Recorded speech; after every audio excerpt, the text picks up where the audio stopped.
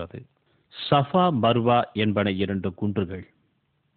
கிட்டத்தட்ட 5000 ஆண்டுகளுக்கு முன்பு சிறு குழந்தையாக இருந்த இஸ்மாயில் நபி அலைஹிஸ்ஸலாம் அவர்கள் தாகத்தால் அழுகிறார்கள். அப்பொழுது நபி அவர்களின் தாயார் அன்னை ஹாஜரா அலைஹிஸ்ஸலாம் அவர்கள் அந்த பாலைவன சுடுமணலில் சஃபா மர்வா என்ற மலை குன்றுக்கிடையே தண்ணீர் தேடி ஓடுகிறார்கள்.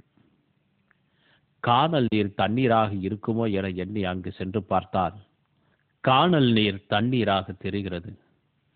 தண்ணீராக இருக்குமோ என எண்ணி அங்கு சென்று பார்த்தால் அங்கும் தண்ணீர் இல்லை, வெறும் கானல் நீர்தான். அன்று அந்த அன்னைக்கு ஏற்பட்ட பரிதவிப்பை நினைவு கூறும் கிரியைதான் இந்த சஃபா மர்வா குன்றுகளுக்கிடையேயான ஹாஜிகள் தொங்கோட்டம். அவ்வாறு தண்ணீர் தேடிச் செல்லும் பொழுது பூமியில் இருந்து பீரிட்டது ஒரு நீருற்று. அதுதான் இன்றைக்கும் வற்றாத நீருற்றாக இருக்கும் ஜம்சம் நீருற்று.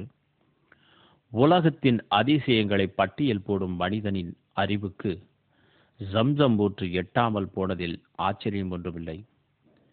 25 லட்சத்திற்கும் கூடுதலாக ஹாஜிகளுக்கும் மற்றும் உம்ராவிற்கு வரும் லட்சோப லட்சம் யாத்திரிகர்களுக்கும் ஆண்டு முழுவதும் வற்றாமல் தண்ணீர் கொடுத்து கொண்டிருக்கும் இந்த கிணற்றிலிருந்து உலகம் முழுவதும் ஹாஜிகள் நீரெடுத்து செல்வதும் உலக அதிசயமே.